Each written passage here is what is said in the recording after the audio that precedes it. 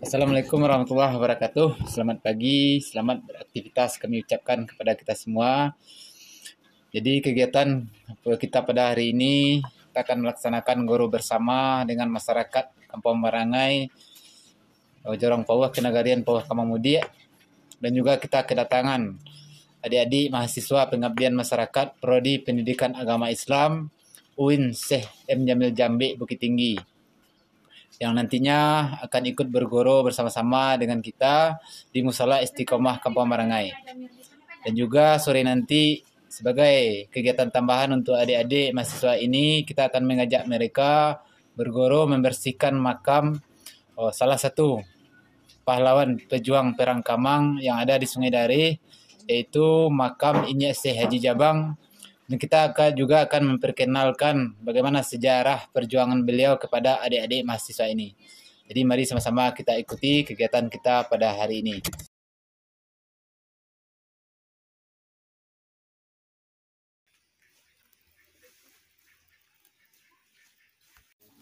Ya.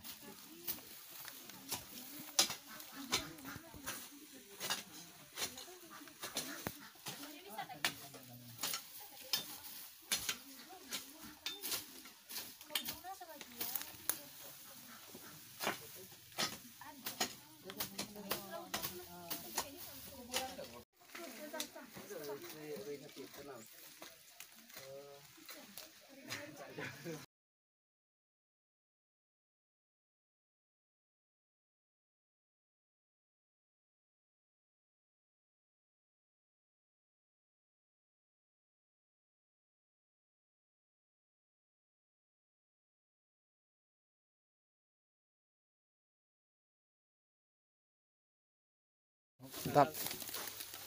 Cuti deh ya.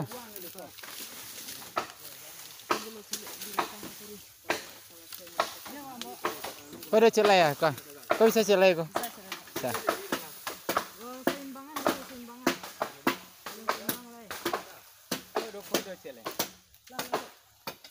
Kurang tak? Dia malam diam-diam.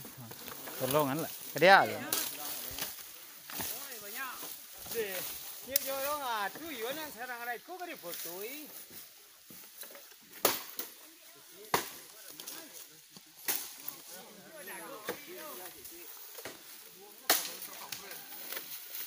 Oh lelo lah.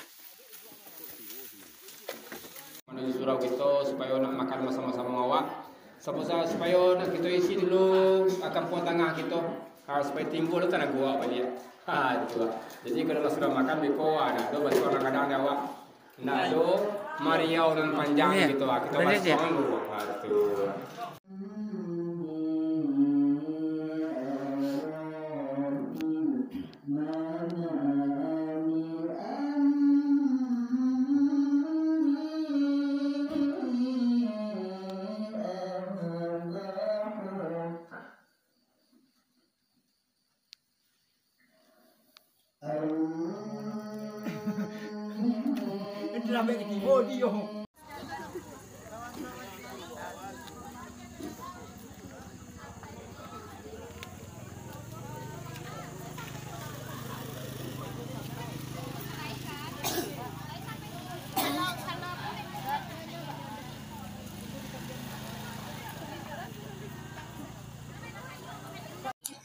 Terima kasih banyak kami ucapkan kepada adik-adik kami, mahasiswa kampus UIN Bukit Tinggi yang telah melaksanakan kegiatan bersama-sama dengan masyarakat pada hari ini.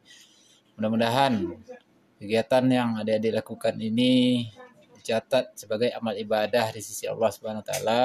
Amin amin ya Allah ya rabbal alamin.